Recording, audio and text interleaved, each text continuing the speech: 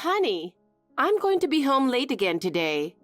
You'll probably get home before me, so could you bring in the laundry that's hanging outside? Honey, actually, I left work early today. What? Again? I wasn't feeling well, so I went to the doctor in the morning and came straight back home. Oh, but don't worry, I'll make sure to bring in the laundry. You took off work yesterday and the day before too, didn't you? You said you'd definitely go to work today. What's going on? I'm sorry. I couldn't shake off the palpitations and numbness in my hands and feet. Just palpitations? Don't complain over a little discomfort. You need to tough it out and work harder. You're an adult, aren't you? I also had a panic attack. I couldn't focus on work at all. So, what did the doctor say? They still don't know what's causing it, but they did mention it might be due to work stress. Stress? For a low-paid office worker? You graduated from a decent college, yet you're stuck at some small-time company. This is just pathetic. Don't talk to me like that. Sure, the pay isn't great, but I'm doing the work I wanted to do, and I don't regret it. We have a family now, so you need to make more money. If your job is causing you so much stress without bringing in much income, why don't you just quit and find something else? But this job is fulfilling, and I want to keep doing it. No matter how fulfilling it is, if it doesn't pay, it's pointless. And if you keep taking days off like this, you'll get fired eventually. I know. I really don't understand. I even got tested for allergies, but nothing significant came up. Aren't you just imagining things? It's not just the trembling and panic attacks. I've been having hallucinations and this strange sense of dread. Lately, I've been waking up in the middle of the night shaking all over, with my heart racing. It's like something terrifying is closing in on me. Stop it, please. If you keep talking like that, you'll bring me down too. You're just mentally weak, aren't you? And for some reason, the symptoms appear after I eat your meals, Madison. What? Are you insulting my cooking? You do remember, don't you? I used to work as a nutritionist. There's no way my cooking is making you sick. That's incredibly rude. I put so much thought into making tasty, nutritious meals for you every day. No, that's not what I meant. I just thought something might be triggering it. You really are mentally weak, Logan. Think back. Didn't you also get sick because of workplace relationships before? I remember you said you lost your appetite and couldn't sleep well back then, too. That was in the past. It was tough back then, but things are different now. I feel like I'm stronger because I overcame that experience. Stronger? And yet look at you now. This time, I really don't know what's causing it. The only thing I can think of is the food I'm eating at home. Of course, I'm not blaming you, Madison, but after eating the meals you make, I always feel sick. Hold on. Are you trying to criticize my cooking? I think the food you make is delicious. Obviously. I'm a popular food blogger, you know. Every day I provide you with meals that are both tasty and nutritious. I appreciate that you cook for me every day. But is there anything you can think of that might be causing this? Are you using anything different in the recipes lately? I'm not adding anything unusual. Didn't you say you've been into herbs lately? Yeah, I've been using them because they make the dishes look great on Instagram. So what? What kind of herbs are you using? Are you seriously doubting me? I just want to figure out what's causing this as soon as possible. I want to get better and get back to work as soon as I can. Are you sure you're not dealing with a mental health issue? What? I think that's it. Now you're even paranoid thinking your wife is poisoning you. It's real. Please believe me. You're just mentally weak. That's why you're having these symptoms. You're such a wimp. You don't have to talk to me like that. Anyway, if you can't figure out what's wrong, make sure to add some more life insurance. Why? Because you might suddenly drop dead from that mysterious illness, right? Don't say such ominous things. I don't want to be left widowed without getting a decent payout. Fine. I'll think about the insurance. Well, just rest up for today. Unlike you, I'm busy with work, so I'll probably be home late again tonight. Wait, you're teaching cooking classes until midnight? Yeah, thanks to my blog going viral, I've got more students now. They even ask me to run classes late at night. Take care not to overwork yourself. You're the last person I want to hear that from.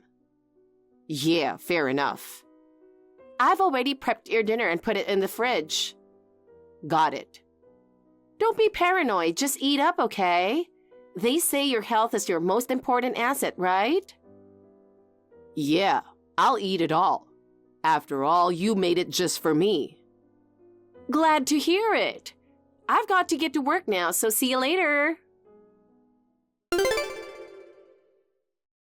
Logan, I heard you were taken to the hospital by ambulance. I just got a call from the hospital and it shocked me. Sorry to scare you. You were home the whole time, right?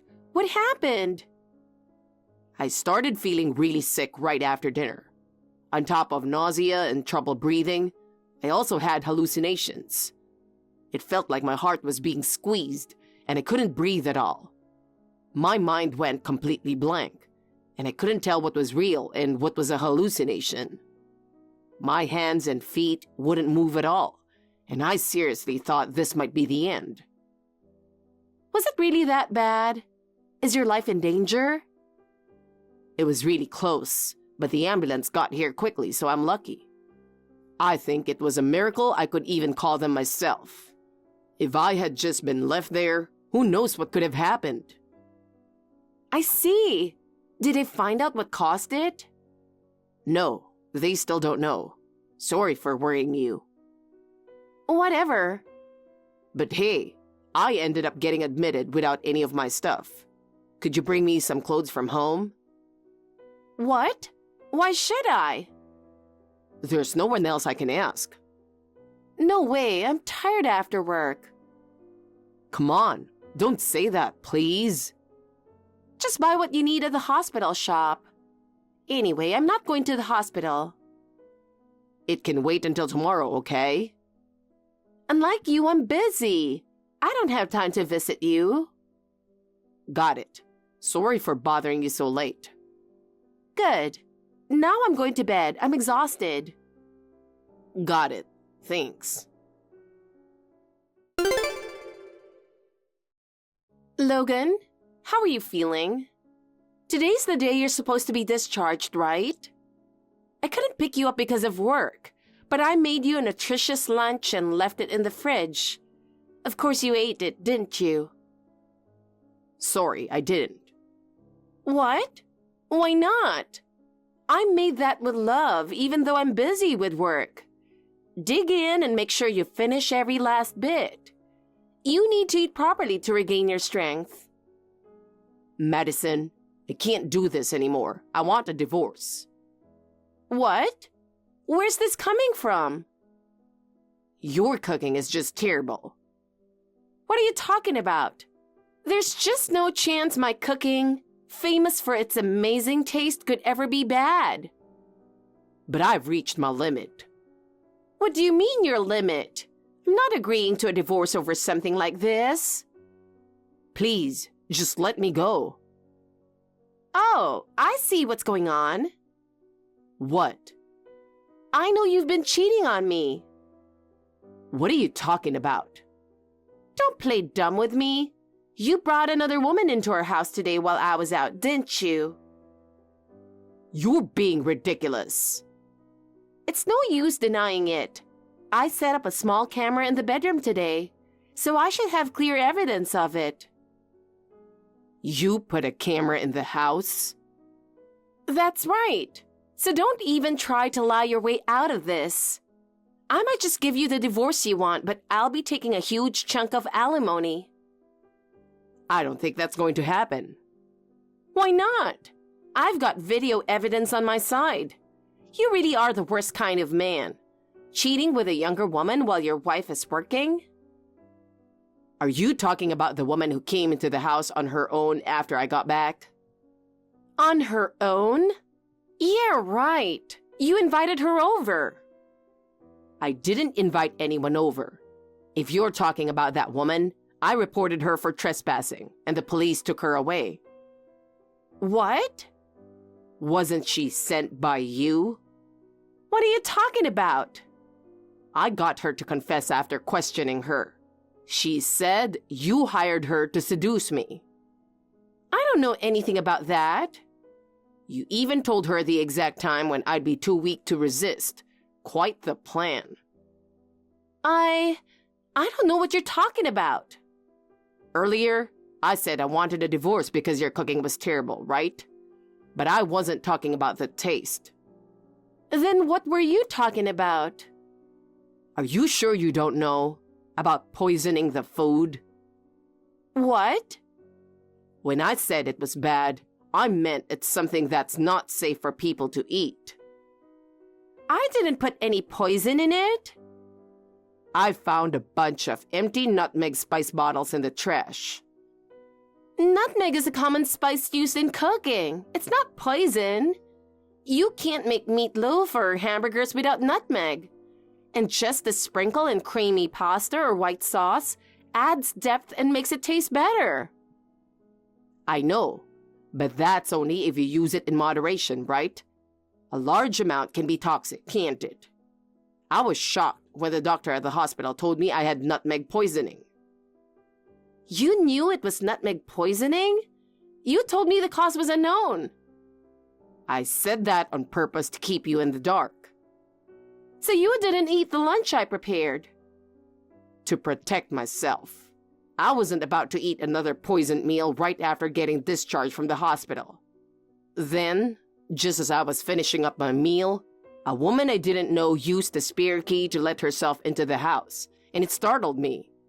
She probably thought I'd be passed out from the nutmeg poisoning. She was standing there with her mouth hanging open, completely shocked to see me perfectly fine. Oh, I remember now. She's a friend of mine. I forgot something at home, so I asked her to go get it for me. That's a pretty weak excuse. I swear, it's true. Nutmeg poisoning is really terrifying, isn't it? It doesn't just cause palpitations and nausea. It also triggers hallucinations, panic attacks, and numbness in the hands and feet. In the worst cases, it can even be fatal. Now I completely understand why you wanted to add more life insurance on me. I'm sorry. I didn't know. I've just been really into herbs lately, and I guess I overdid it. It's over. I've already got all the evidence I need. I was only thinking about your health when I carefully prepared meals every day. I didn't realize how dangerous it was to use too much nutmeg. Let's get rid of that guy soon and be together. What? I want to be your number one, both at the bar and in private. That's what you said. It's disgusting. How did you? Are you wondering how I know about your conversations with that bartender you're having an affair with? I hired a private investigator. So you found out everything? Jack, your friend, told you he wasn't just interested in you as a customer, that he was serious. And you were so thrilled that you bought several bottles of champagne, right? I mean, things got a little out of hand that night. While drinking champagne, you were also planning on how to squeeze more money out of me, weren't you? What?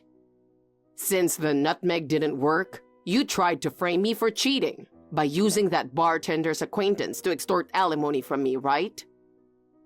I would never do something like that. I'm your wife. I had the investigator plant a bug, So we have recordings of all your conversations as evidence. I also have the doctor's report. It was just some light-hearted joking over drinks. No, this is a serious crime. I'm going to file a report with the police. A report? Why would you do that? I admit, I fell for Jack, the bartender, but I never thought things would get this serious. Don't lie. It's clear you were trying to take my life. You used a large amount of nutmeg to poison me, and then trying to fabricate an affair to extort money from me? That's attempted fraud, a serious crime. Using a third party to create false evidence against me could also be considered conspiracy.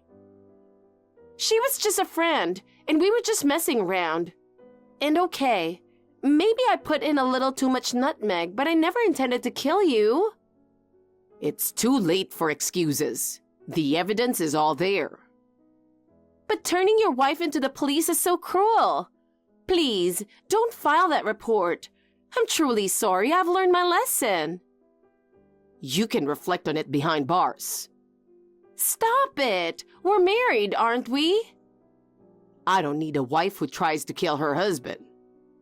So you mean divorce? Yeah. Isn't that what you wanted to? What about the division of assets? You'll handle that properly, right? I will, but it'll probably all go toward the alimony for your affair. You mean I won't get any money? That's right. No way. I spent all my savings on Jack. Your life insurance or the alimony was my last hope.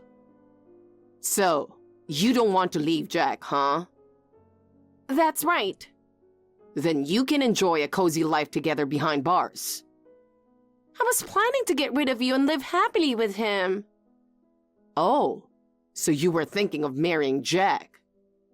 That's why I kept going to his bar. He even told me he wanted to be with me. Unfortunately, it seems it was a one-sided crush on your part. What? He only saw you as a good customer who spent a lot of money. No way. He told me he always wanted to be by my side. He said it's because you were so eager to spend on him. Oh, and by the way, that guy is apparently seeing the woman who broke into our house. What? No way. She told me. Apparently, they were already together and planned to set you up and bleed you dry. No, I was just a cash cow. I gave him over $30,000. You got played by that guy, plain and simple. That's how things go when you meet someone at a bar. Don't act so high and mighty. I don't care if both you and Jack dump me, because I'm a popular food blogger. You might not be able to keep that job anymore. What? An incident like this is bound to make the news. A wife poisoning her husband's food, that's prime material for talk shows. Stop it! I won't be able to work anymore. Do you really get how crucial an image is for a blogger? If I lose my credibility as a food blogger, it's all over. I'll lose followers. Sponsors will drop me. I can't handle that. This is the result of your own actions. So, I'm going to lose my husband, my status as a popular food blogger, my money, and the guy I fell for? There's nothing left for me. That's no longer my concern. I'm sorry.